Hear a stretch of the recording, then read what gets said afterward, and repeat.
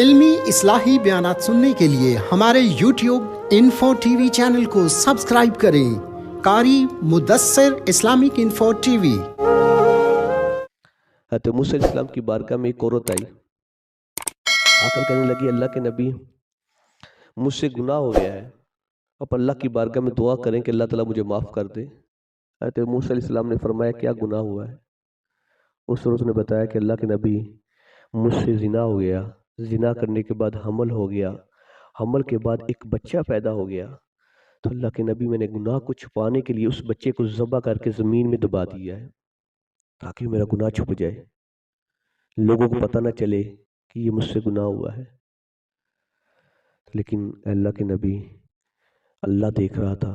کہ میں نے یہ عمل کیا ہے، میں نے چھوٹے بچے کی جان لی ہے، میں نے چھوٹے بچے کو قتل کیا ہے، تو اللہ کے نبی میں اللہ کی بارگاہ میں معافی مانگتی ہوں، میں اس کی بارگاہ میں معافی مانگنے کے لیے تیار ہوں، میں توبہ کرنا چاہتی ہوں، آپ اللہ کی بارگاہ میں دعا کریں کہ اللہ مجھے معاف کر دے۔ حضرت موسیٰ علیہ السلام نے فرمایا کہ تم نے اتنا بڑا گناہ کیا ہے، ایک چھوٹے سے بچے کی جان لی ہے زنا کر کے، تم بہت بڑی گناہ گار عورت ہو، فرمایا تمہیں معافی نہیں مل سکتی، اللہ تمہیں معاف نہیں کرے گا، اور تم اٹھ کے یہاں سے چلی جاؤ کہیں اللہ کا عذاب یہاں پر نازل نہ ہو جائے۔ حضرت موسیٰ علیہ السلام نے جب یہ ارشاد فرمایا، وہ عورت کا دل ٹوٹا، وہ اٹھ کے چلی گئی، لیکن اللہ تبارک و تعالیٰ نے وحی نازل فرمائی، حضرت جبریل آئے کہنے لگے اللہ کے نبی اللہ فرماتا ہے کہ وہ عورت تو توبہ کرنے آئی تھی، معافی مانگنے آئی تھی، تو آپ نے اس عورت کو اللہ کی رحمت سے مایوس کر دیا ہے، اس کو یہ بولا کہ اللہ معاف نہیں کرے گا۔ کہ آپ کو نہیں پتا کہ اس عورت سے زیادہ بھی اس زمین میں گناہ گار ہے کوئی، جس کا گناہ اس عورت سے بھی زیادہ ہے، آپ نے اس کو دیکھا نہیں ہے؟ حضرت موسیٰ علیہ السلام کہتے ہیں مجھے تو نہیں پتا کہ اس عورت سے بھی زیادہ کوئی گناہ گار ہے، اس عورت کے گناہ سے زیادہ بھی بڑا گناہ ہے۔ حضرت جبریل نے عرض کیا اللہ کے نبی اللہ فرماتا ہے جس بندے نے ایک نماز چھوڑی، جان بوجھ کر ایک نماز چھوڑی، اس بندے کا گناہ جو ہے اس عورت سے بھی زیادہ ہے۔ فرمایا جس نے ایک نماز چھوڑی اس کا گناہ اس عورت سے بھی بڑا گناہ ہے، کہ جو اس عورت نے گناہ کیا ہے، ایک بچے کی جان لی ہے،